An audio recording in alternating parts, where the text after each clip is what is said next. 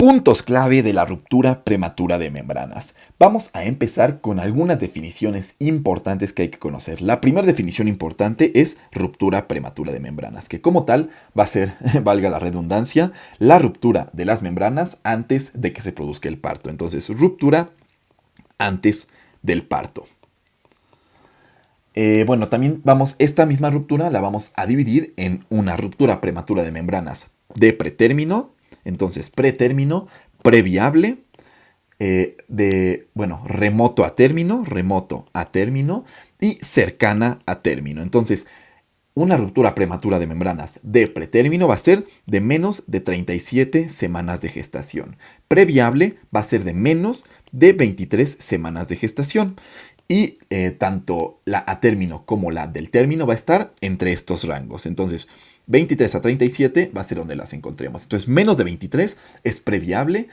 Ese producto que está ahí, lamentablemente, va a morir, ¿no? Entonces, es parecido, o podemos hacer la analogía con un aborto inevitable, en donde ya hubo ruptura de las membranas y es inevitable que se produzca ese aborto. En este caso, en una ruptura prematura de membranas previable, ya como tal no es un aborto porque ya tiene más de 22 semanas de gestación, pero el bebé no va a poder vivir, ¿no? Entonces también es inevitable que se produzca esa misma muerte, ¿no?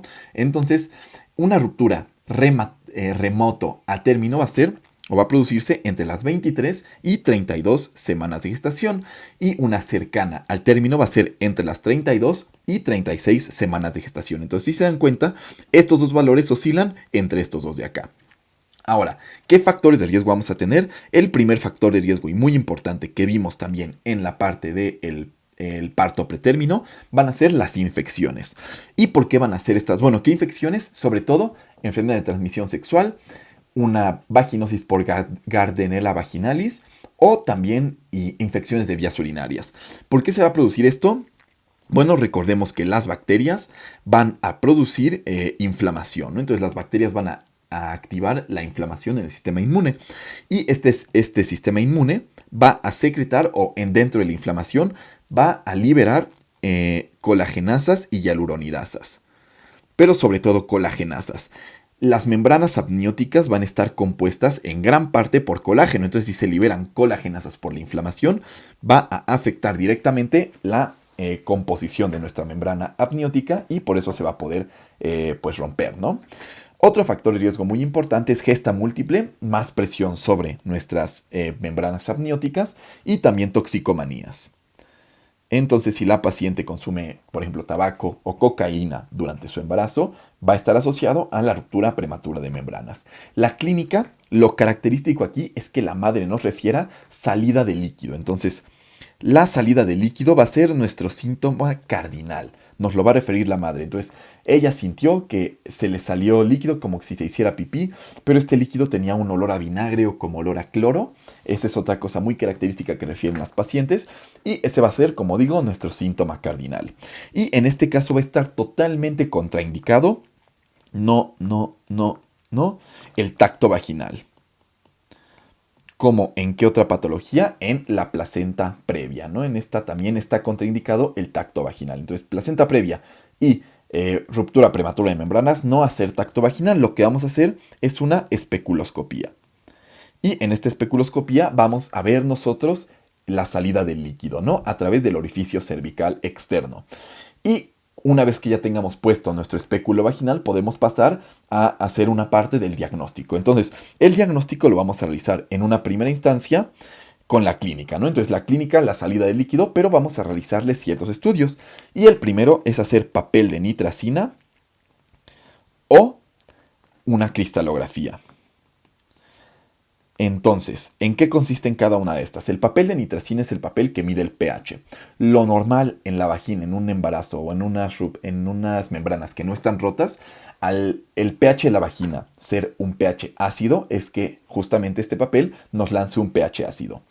El pH del líquido amniótico es un pH neutro. Entonces, si nosotros encontramos en el mismo papel de nitracina en la vagina un pH neutro, nos habla de que ese líquido que hay ahí no es líquido vaginal, sino que es líquido es líquido amniótico, ¿no? Como tal, y por eso es neutro y como tal, pues justo nos habla de la ruptura de membranas. No se puede salir el líquido si no hay ruptura de membranas. Y la cristalografía, pues son sobre todo, bueno, lo que tenemos que ver en la cristalografía, bueno, en el papel de nitracina vemos pH neutro.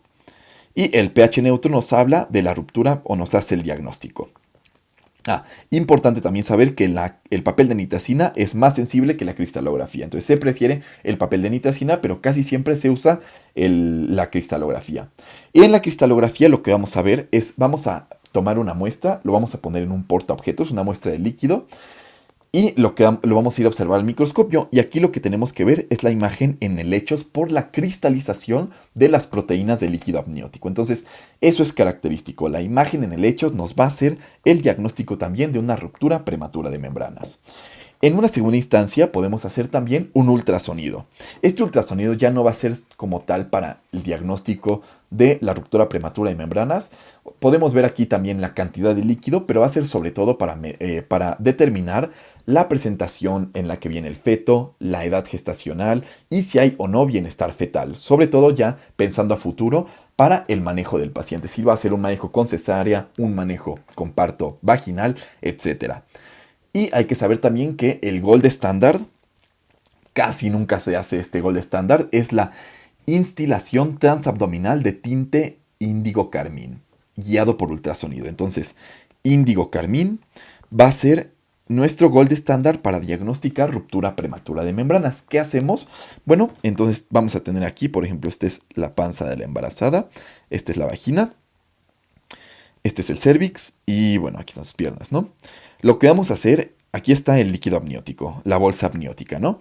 Entonces lo que vamos a hacer nosotros es inyectar a través del abdomen índigo carmín. ¿Y qué va a hacer este índigo carmín? Si están rotas las membranas, obviamente va a venir para acá y va a salirse, ¿no? Entonces, ¿qué hacemos? Lo inyectamos aquí y vemos si sale o no por acá. Si sí sale, pues obviamente nos hace el diagnóstico con gold standard de que hay una ruptura prematura de membranas. Porque pues como tal no podría salirse este índigo carmín si no estuvieran rotas estas membranas, ¿no? Entonces, esa es la forma en la que vamos a hacer nosotros el diagnóstico. Les digo, casi nunca se va a hacer este gold standard, pero pues es importante conocerlo. Ahora, el tratamiento lo vamos a realizar dependiendo las semanas de gestación en las que se encuentre. Si es de menos de 23, quedamos que es un embarazo no viable, una ruptura prematura de membranas no viable, y lo que vamos a hacer es una interrupción. Si es de 24 a 34 semanas de gestación, nos encontramos, a ver, vamos a ver aquí, nos encontramos ante una ruptura prematura de membranas, pues cercana a término, ¿no? O remota a término. Todavía no se encuentra como tal en esos valores porque es hasta 32, pero hasta 34 está cercana al término, ¿no? Lo que hay que saber es que, como siempre en OBSTE, si tiene menos de 34 semanas de gestación, hay que dar madurez pulmonar. Madurez pulmonar a todos los menores de 34 semanas de gestación. Entonces, en este rango vamos a justamente dar esquema de madurez pulmonar. ¿Con qué? Con betametasona o dexametasona, esteroides, ¿no? Entonces, menos de 34, madurez pulmonar. Además, también le podemos asociar aquí antibiótico en caso de que identifiquemos una infección y va a ser con ampieritro o con amoxicilina. Entonces, esos van a ser nuestros esquemas. Y vamos a dar también sulfato de magnesio si tiene menos de 32 semanas de gestación. Entonces, casi siempre en este caso solo nos sobran 2 semanas, sulfato de magnesio. Entonces, 24 a 34 semanas de gestación, siempre madurez pulmonar, antibiótico en caso de identificar la infección y casi siempre sulfato de magnesio. Solo si tiene 33 semanas de gestación o 34, no lo damos, pero menos de 32, siempre sulfato de magnesio. Y si tiene más de 34 semanas de gestación, como tal, aquí ya consideramos que están maduros los pulmones. Entonces aquí también vamos a interrumpir para sacar ese bebito. Y también tenemos que saber si hay compromiso fetal o compromiso materno. Lo que vamos a hacer es igualmente interrumpir. La interrupción puede ser un parto vaginal o una cesárea, dependiendo la valoración que se haga de esta viabilidad. Y eso sería todo en cuanto al tratamiento y en cuanto a nuestra ruptura prematura de membranas. De este lado está el apunte. Muchas gracias.